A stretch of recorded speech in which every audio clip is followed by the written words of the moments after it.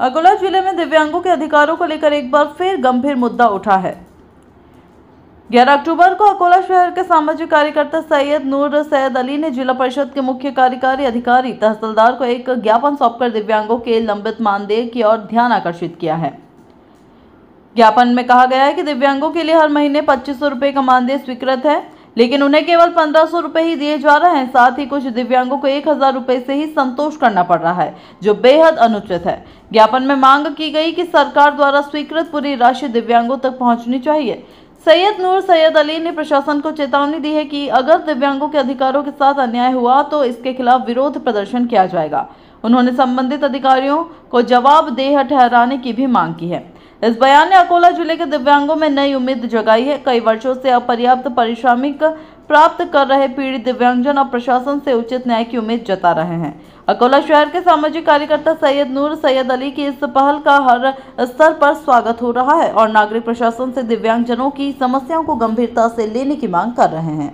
भारत संवाद के लिए अकोला महाराष्ट्र से श्री संजय दास की खास रिपोर्ट।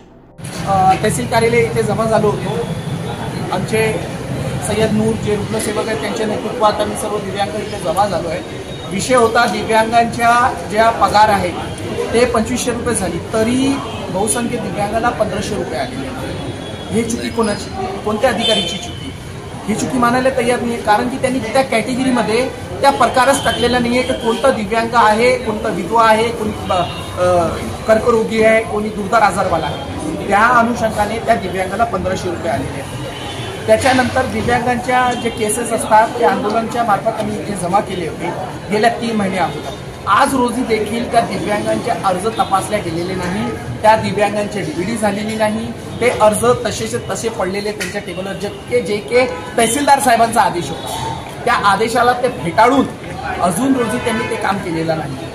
त्यामध्ये काही असे गंभीर दिव्यांग आहेत तर त्यांची भरपूरची दिवस हालाकीची चालली। त्यामध्ये काही दिव्यांगाला जर कमी जास्त झालं तर ते एक आशेवर बसलेले का माझा एक पगार आला पाहिजे, त्या एक पगार टाकण्याचंही काम हे अधिकारी करू शकत नाही। हे आमचा रोष होता। आज आम्ही एकदम खूप विनम्रतेने आंदोलन केला, निवेदन दिलं आहे। येत्या काळात जर दिव्यांगांच्या वेदनाशी खेळणारा कोणता जर अधिकारी सापडला तर त्या अधिकारीला इथे खुर्चीसह लटकवण्याचा काम प्रहार जनशक्ती पक्ष व प्रहार आपण क्रांती करेल। त्यावर आमच्यावर 353 गुन्हाही दाखल झाला आणि आम्हाला जेलातही टाकला तरी चालेल, पण आम्ही याच्यानंतर आता मागे जाणार नाही। हे आज आम्ही निवेदनाद्वारे साहेबांना कळवलेलं आहे। आमची मागणी पूर्ण करा, नाही झाल्यास तर याच्या खूप वाईट।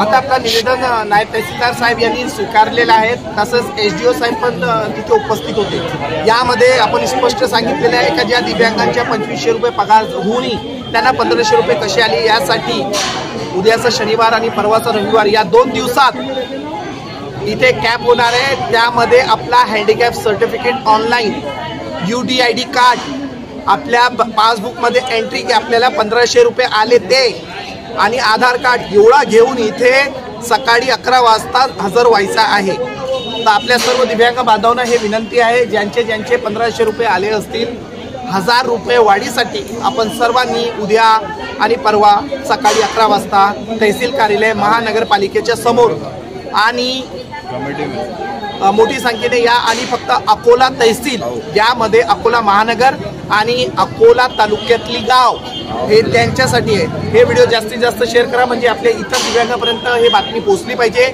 आणि कोणताही दिव्यांग त्यांच्या वाढीपासून वंचित राहिला नाही पाहिजे। हे आपल्या सर्वांची जबाबदारी आहे। धन्यवाद।